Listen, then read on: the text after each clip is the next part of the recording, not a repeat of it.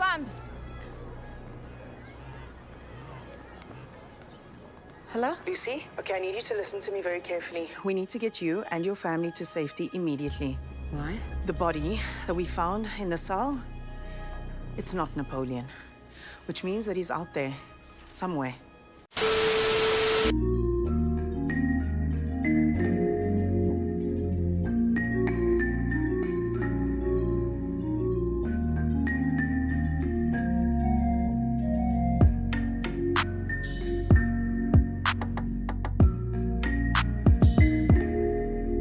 Hello everyone, welcome back to ASR, African Stories Realized. This is a review of episodes 6 to 8 of Redink Season 1. Don't forget to like and subscribe. Let's get into it. Episode 6 picks up with Lucy's concern for Fundi's safety. Her and Kagiso continue investigating the link between Sifiso and KK. Lucy visited a place where Napoleon used to live and discovered that there's a link between Napoleon and some powerful people. She then searched the shack Napoleon used to live, where she uncovered Polaroids of his victims. She discovered that there was 25 victims, whereas Napoleon was only convicted for killing 20, suggesting there might still be some victims out there. Lucy shared the evidence with Detective Morapedi, who advised her that the case was becoming too dangerous for her involvement. Lucy was then ambushed by Sifiso. They drove to a safe house where he agreed to give Lucy information for her story. Sifiso revealed some hard truths about their upbringing and shed light on the origin of Napoleon's darkness, revealing how torture and abuse led to his first kill. Sifiso shared how they had to survive in the streets of Jozi, ultimately embarking on a life of crime where they met the sponsor. However, just as Sifiso was seemingly about to reveal who the sponsor was, KK, who was onto them, sent an assassin to take them out. But Sifiso was able to stop him while Lucy ran away.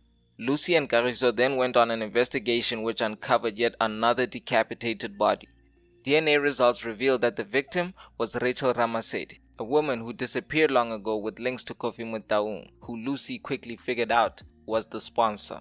Detective Morapedi said there wasn't enough evidence to arrest the sponsor, but she encouraged Lucy to write a story that would apply pressure on the politician. Lucy even came face to face with the sponsor as she tried to push him for a comment on the recently discovered victim with links to him. The episode ends with Lucy's story getting stopped in its tracks as KG revealed that his editor refused to publish the story. Episode 7 picks up with Lucy and KG fighting to save their story on Kofi Mutaung's links to the recently discovered corpse of Rachel Ramasedi. Meanwhile, Mutaung had put plans in motion to cover his tracks and eliminate Lucy. Lucy warned Gary and her parents about the impending danger, suggesting that they all leave Joburg so she can face the threat head-on. However, Fundi's life was still in danger, with Mutaung ordering a reluctant KK to send Lucy a message by hurting Fundi. Luckily, Fundi overheard the plans and was able to restrain KK before he made a move. Meanwhile, Lucy visited Napoleon and interrogated him about Rachel's corpse.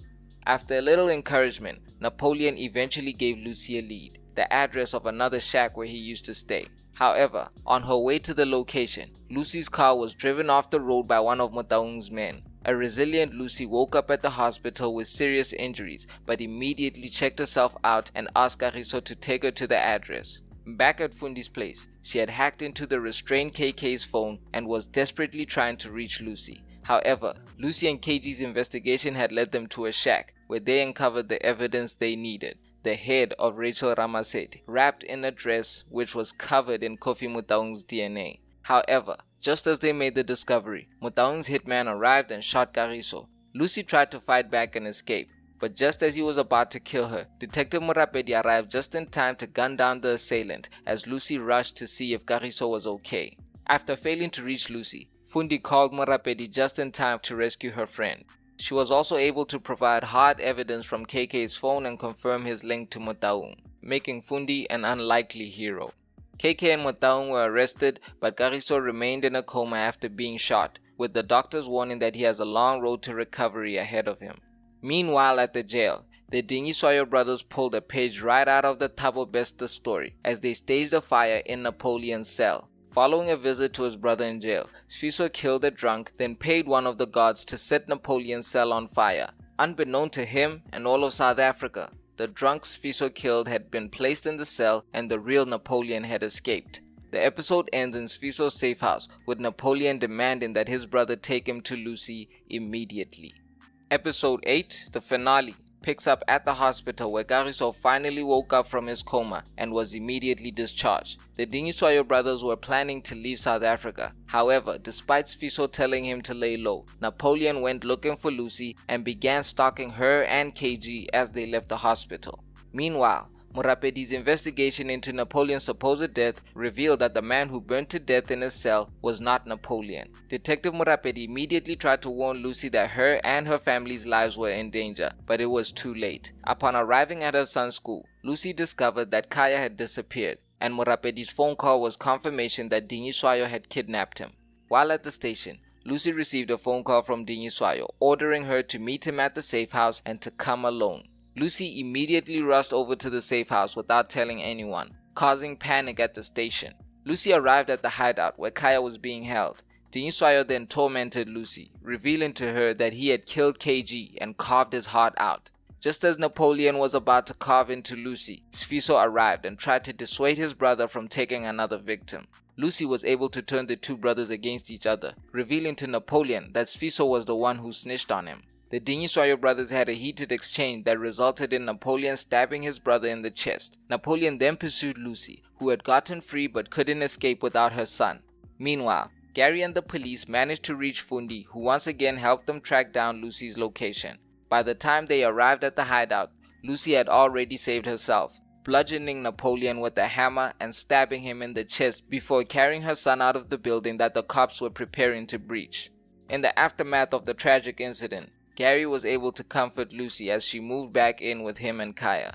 She was finally able to publish her book about the Butcher of Soweto, but it was believed that despite his wounds, Sfiso was able to escape the country. The episode ends with the most glorious of twists. It's revealed that Napoleon somehow switched with Sfiso and is still alive.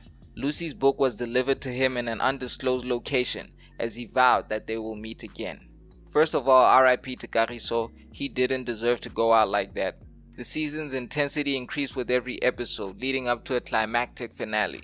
Bongo gave a masterful performance playing two characters, and the production team executed the scenes with them together perfectly. Even the flashback scenes of the Dingiswayo twins together were masterfully executed. I think a lot of people are going to end up binging all 8 episodes because each one ends on a cliffhanger. I don't know how they did it, but it was an amazing bait and switch at the end. I definitely didn't see that one coming, and it was a fitting conclusion to this beautiful adaptation. This means we're probably getting a season 2, because the author of Red Ink, Angela Makola, recently released a sequel to the book called The Redink Stalker. There was also an inspired scene where Angela actually made a cameo at the Red Ink book launch, where Lucy autographed a copy for her. I thought that was a nice little nod to the author, whose work made this adaptation possible. My only note is that maybe Lucy was slightly overpowered, which left some of the supporting characters with little to do. Once again, I think it was a smart creative decision to have Lucy narrate her own story. It's very smart writing. If the show does get a second season, we'll be back for more reviews. Don't forget to like and subscribe. This is ASR, for the love of African filmmaking and storytelling.